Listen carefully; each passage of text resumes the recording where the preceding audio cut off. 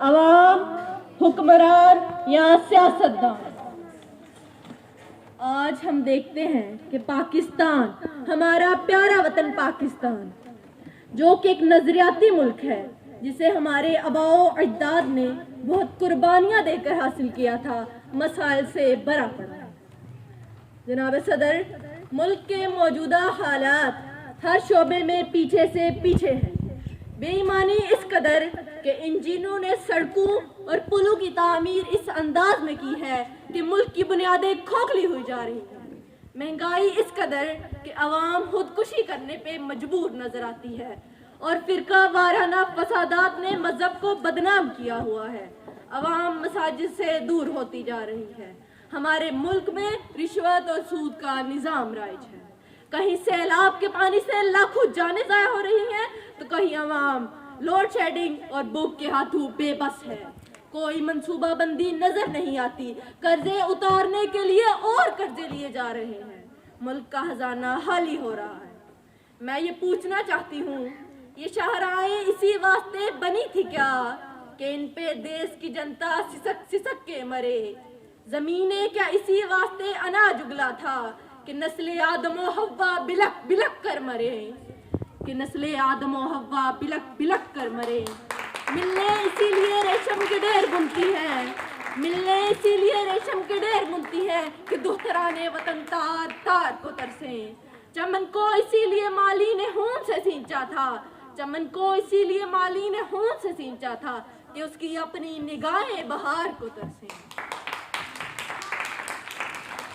جناب صدر، ملک کی موجودہ صورتحال کا ذمہ دار کون؟ میں، آپ، حکمران یا سیاستدان؟ میں یہ سمجھتی ہوں کہ ہم سب اس کے لیے برابر کے ذمہ دار ہیں۔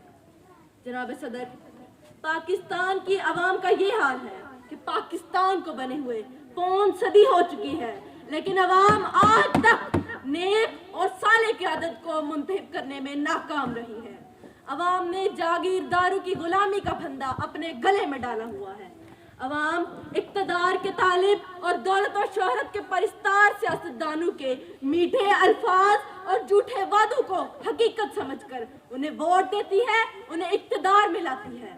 ایسے خود غرض اور نااہل سیاستدانوں کے ہاتھوں میں جب اقتدار ہوتا ہے تو ان سے کس طرح بھلائی کی توقع کی جا سکتی ہے؟ میں یہ آپ سے پوچھنا چاہتی ہوں کہ ان سے کس طرح بھلائی کی توقع کی جا سکتی ہے؟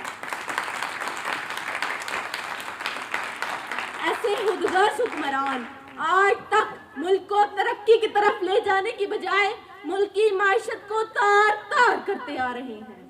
ایسے حکمرانوں کے بارے میں یہ کہنا چاہتی ہوں، چلتے ہیں دبے پاؤں کہ کوئی جاگ نہ جائے، چلتے ہیں دبے پاؤں کہ کوئی جاگ نہ جائے۔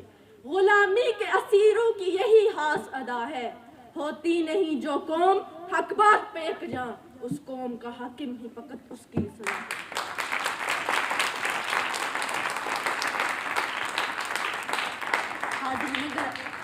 حاضرین گرامی، پاکستان اسلامی نظریے کی بنیاد پر وجود میں آیا تھا، لا الہ الا اللہ کی بنیاد پر حاصل کیا گیا تھا۔ ہم اپنا وعدہ بھول چکے ہیں، عوام بھی، حکمران بھی اور سیاستدان بھی۔ ہمیں اپنی زندگیوں کو اسلامی اصولوں کے مطابق ڈالنا چاہیے تاکہ ہمارا پیارا ملک پاکستان ترقی کی منازل طے کر سکے۔ اسلامی پاکستان ہی خوشحال اور مستحکم پاکستان کی ضمانت ہے۔